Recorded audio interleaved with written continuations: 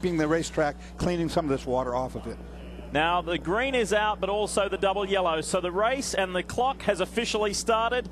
The 2010 Rolex 24 at Daytona is underway. However, we are behind the Mazda pace car. Taking it easy, safety is the priority. Absolutely no reason whatsoever to go out and wad up a bunch of race cars right now at the beginning of this. You can see from that shot it's still raining really hard here. And the puddles, Calvin, as you know, on this infield are really, really deep in some places. It's really tough, and the key for the drivers right now, as Scott Pruitt mentioned on the grid, he hadn't seen any rain here this weekend, so it'll allow these drivers who are starting the race to go out and really evaluate where that deep water is and try and adjust their lines accordingly. But right now, I'm sure what they're doing is just reporting back to the teams up and down pit lane as to what the cars are feeling like in terms of the cockpit environment. Can the drivers see? Are the wipers working? Are the blowers working? All of those things that are really important in these conditions. That's something you folks at home may not know. Chris Neville, our Chris Neville, had a lifelong ambition to be a weatherman. Instead, he ended up a Grand Am pit reporter. But Chris, take it away. Lee, I'm still working on it right now down in the Brumos camp, taking a look at their weather radar down here.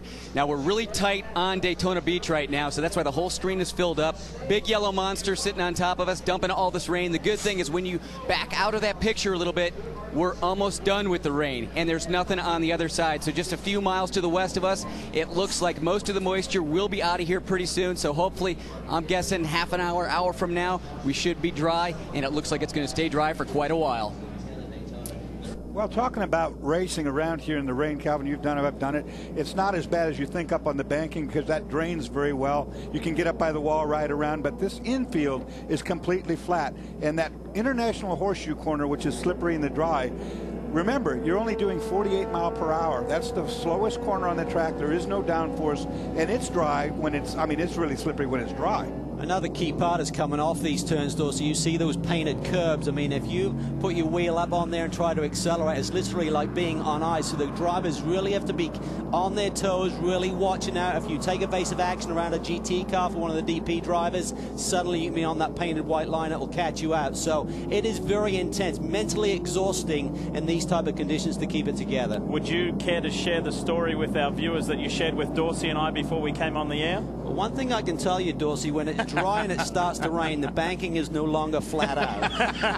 As I tried back in '91. And it didn't quite get there. So we're up, we're away, we are racing, well, kind of. The clock has started, and hopefully the rain will ease and we will pick up speed. But the Rolex 24 at Daytona 2010 is away.